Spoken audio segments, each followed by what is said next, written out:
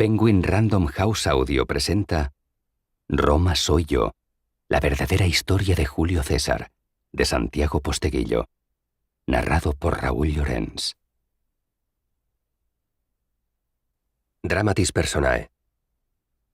Julio César, Cayo Julio César, abogado y tribuno militar. Familia de Julio César. Aurelia, madre de Julio César. Cornelia, esposa de Julio César. Cota, Aurelio Cota, tío de Julio César por línea materna. Julia la mayor, hermana de Julio César. Julia la menor, hermana de Julio César. Julio César padre. Marco Antonio Cenifón, tutor de Julio César.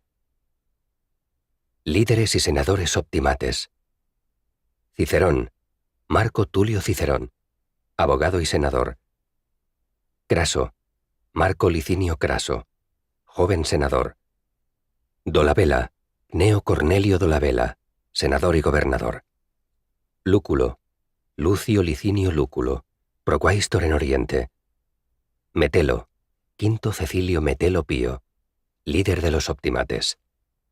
Pompeyo, Cneo Pompeyo, juez y senador.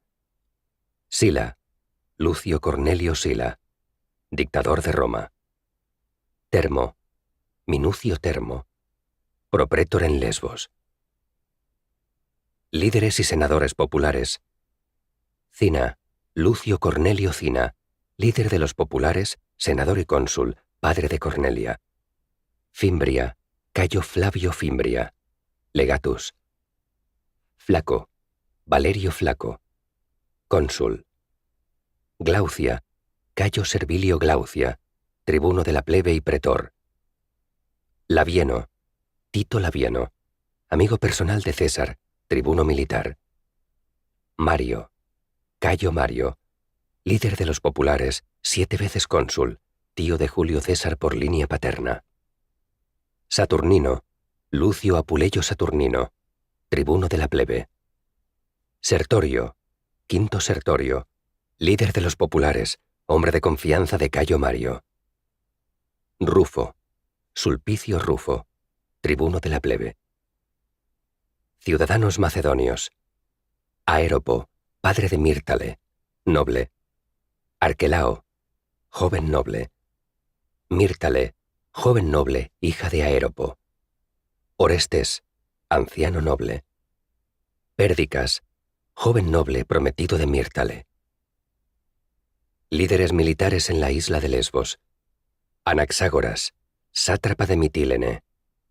Pítaco, segundo en el mando de Mitilene. Teófanes, líder de la aristocracia local de Mitilene. Otros personajes. Annia, madre de Cornelia. Cayo Volcacio Tulo, centurión. Claudio Marcelo, alto oficial romano. Cornelio Fagites, centurión romano. Hortensio, abogado. Marco, ingeniero romano. Metrobio, actor. Mitrídates IV, rey del Ponto, enemigo acérrimo de Roma en Oriente. Mucia, comerciante de especias y otras sustancias en Roma. Sexto, capitán de barco. Sórex, actor. Un médico griego. Valeria, esposa de Sila. Vetus, ingeniero romano. Teutobod, rey de los teutones.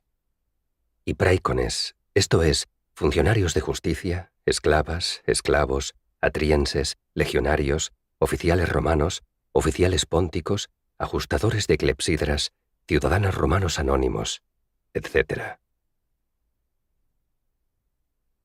Principium.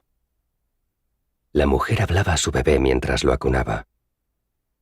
Recuerda siempre esta historia de tu origen, de tu principio, del comienzo de la gens Julia, de la familia de tu padre. Yo, tu madre, vengo de una estirpe antigua, la gens Aurelia, cuyo nombre conecta con el del sol, pero a mi sangre se une la de tu padre, que a diferencia del dinero amasado por corruptelas y violencias de las otras familias, es la gens más noble y la más especial de toda Roma. La diosa Venus yació con el pastor Anquises, y de ahí surgió Eneas. Luego, Eneas tuvo que huir de una Troya en llamas, incendiada por los griegos. Escapó de la ciudad con su padre, su esposa Creusa y su hijo Ascanio, a quien nosotros en Roma llamamos Julo. El padre, Anquises, y la esposa de Eneas, Creusa, fallecieron durante el largo periplo que los condujo desde la lejana Asia hasta Italia.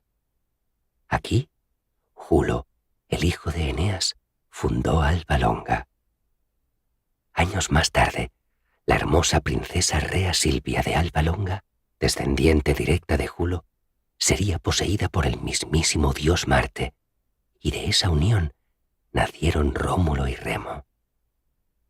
Rómulo fundó Roma, y de ahí hasta ahora. Tu familia entronca directamente con Julo, de donde toma el nombre de gens Julia.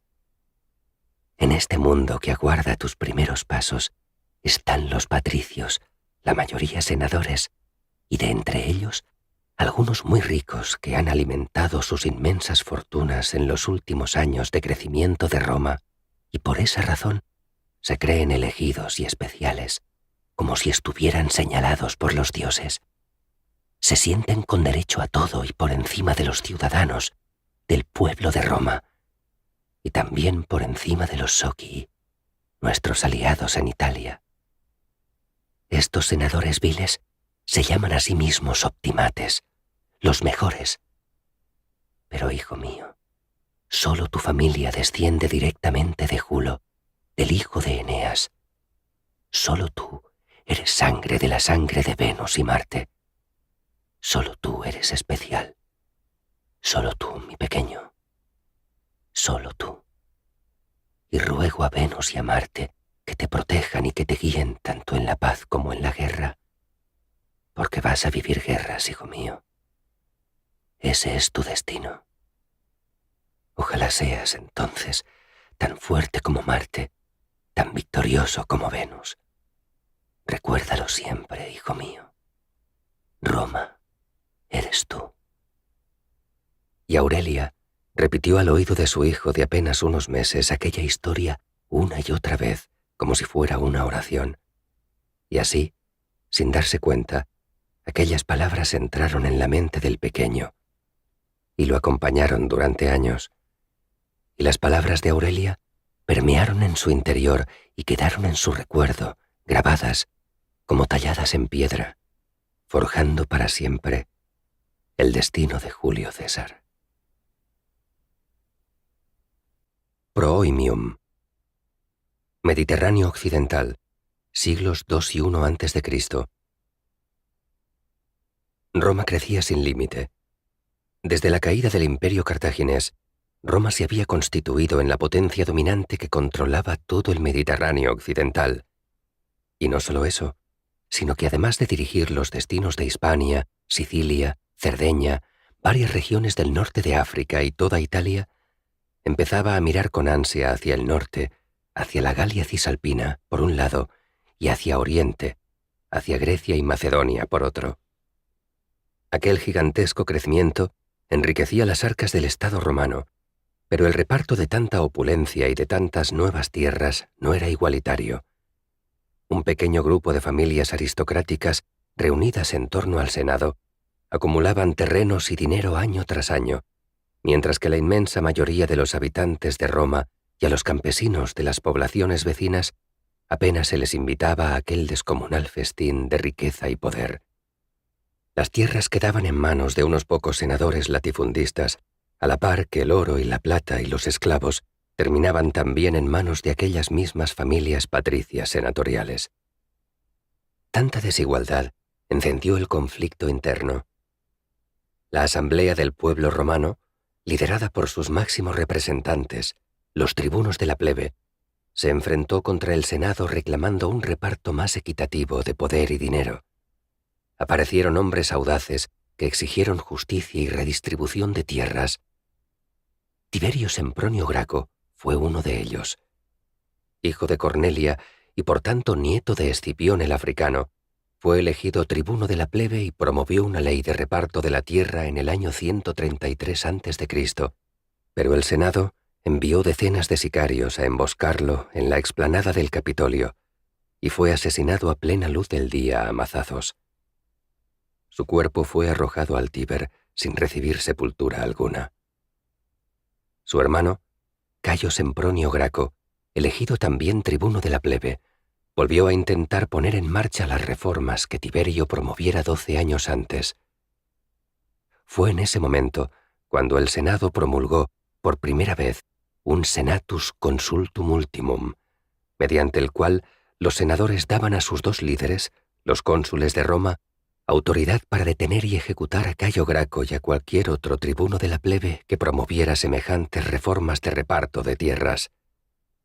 En el 121 a.C., rodeado por sicarios dirigidos por los cónsules y el Senado, Cayo Graco pidió a un esclavo que lo matara para no caer muerto en manos de sus enemigos. Los partidarios de las reformas se agruparon en torno al partido de los denominados populares, que defendían las propuestas de los malogrados Graco, mientras que los senadores más conservadores se asociaron en lo que se dio en denominar como el partido de los optimates, es decir, los mejores, pues se consideraban superiores al resto. Roma estaba dividida oficialmente en dos bandos irreconciliables. A estos dos grupos se añadía un tercero en discordia, los socii, los habitantes de las ciudades aliadas de Roma en Italia, que veían cómo las decisiones que afectaban a su futuro las tomaban senadores o ciudadanos romanos sin tenerlos a ellos en cuenta. Este tercer grupo empezó a reclamar la ciudadanía romana y con ella el derecho a voto para poder así tomar parte en aquellas decisiones que tanto los afectaban. La Asamblea de Roma terminaría eligiendo nuevos tribunos de la plebe que una y otra vez intentarían poner en marcha las reformas promovidas por los Gracos años atrás, pero todos serían aniquilados por sicarios armados y a sueldo de los senadores. Roma estaba partida en tres: populares, optimates y socii.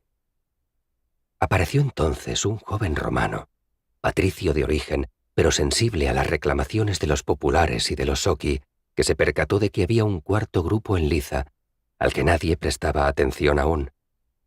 Los provinciales, los habitantes de las nuevas provincias que Roma iba anexionándose desde Hispania hasta Grecia y Macedonia, desde los Alpes hasta África. Este joven pensaba que las cosas tendrían que cambiar de una vez por todas, pero él apenas tenía 23 años y estaba solo. De hecho, muy pocos repararon en él hasta un juicio que tuvo lugar. Para seguir escuchando este audiolibro gratuitamente, pulsa en el enlace de la descripción. Te llevará a la prueba gratuita de Audible donde podrás escuchar este y muchos otros audiolibros gratis.